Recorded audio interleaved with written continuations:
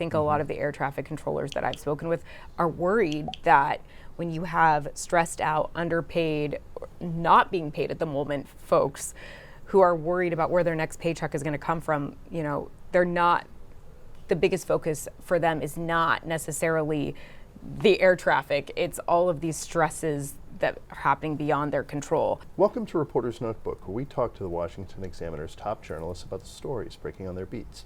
I'm Jim Antle. I'm joined today by congressional reporter Samantha-Jo Roth. And SJ, we've just had a fresh round of elections, the first elections of President Trump's second term. Did not go particularly well for Republicans. No, it did not go particularly well. And it's not, unexpected. I was covering the Virginia governor's race, where the lieutenant governor, Winsome Earle-Sears, was facing off against former Representative Abigail Spanberger. And I think, we had talked about the issues with this campaign throughout, all the summer, the spring, and it just kind of all came to a head in this last couple of weeks. She lost in basically a landslide, and, there's a lot of finger pointing right now. Yeah, you did a story about her campaign bus, which had maybe a little bit of a metaphorical problem that signified deeper issues with the campaign. Yes, and actually I was stuck behind that bus for a little bit while I was on the trail. It was like a 2-lane highway. There was like a bunch of semi-trucks, and basically I was stuck behind something that looked like it was on fire. Eventually, once I started to be able to inch up and move forward, I realized it was the campaign bus, and I just couldn't even believe it. But yeah, that fire of her campaign bus just on Thursday, it really did signify this campaign that just never found its footing. It, had a poor strategy when it came to press, when it came to fundraising, when it came to using advertising dollars. I think, one of the things that I spoke about in my story is, and strategists and such were talking about this as well, one of the last campaign ads of her election was she went and used some of this footage, the I am speaking. And if you're living in Virginia, Maryland, or Washington, D.C., you know this ad. It has been used so many times.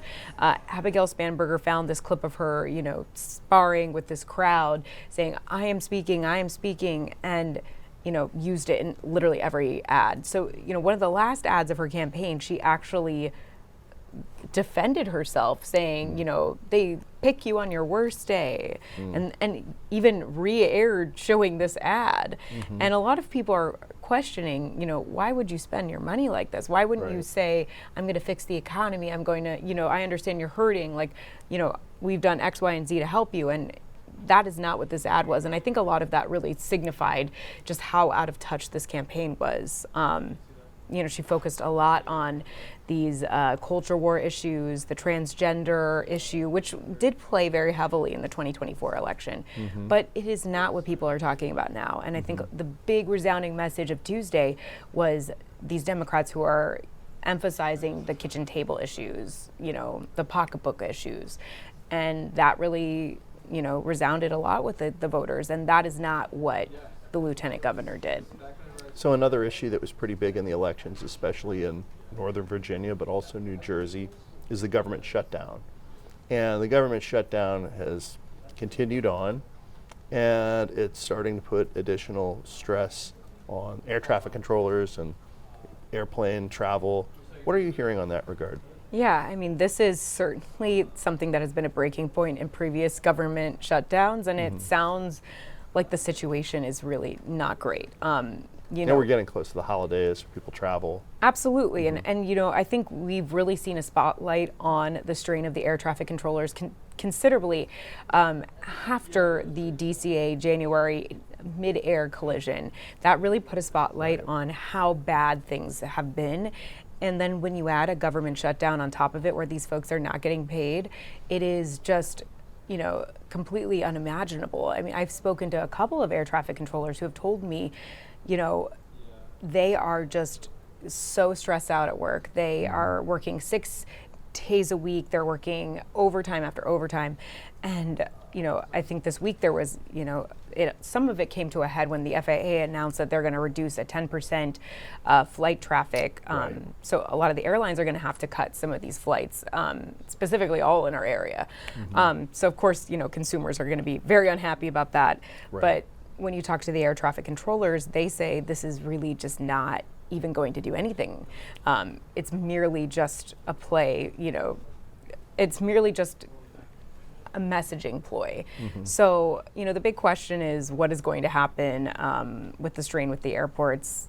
People, and you and I talked about this, people get pissed off when they're delayed. They get pissed off when their flight is canceled. Right. But the big question is the safety here, and I think a lot of the air traffic controllers that I've spoken with are worried that when you have stressed out, underpaid, not being paid at the moment folks who are worried about where their next paycheck is going to come from, they're not, the biggest focus for them is not necessarily the air traffic, it's all of these stresses that are happening beyond their control.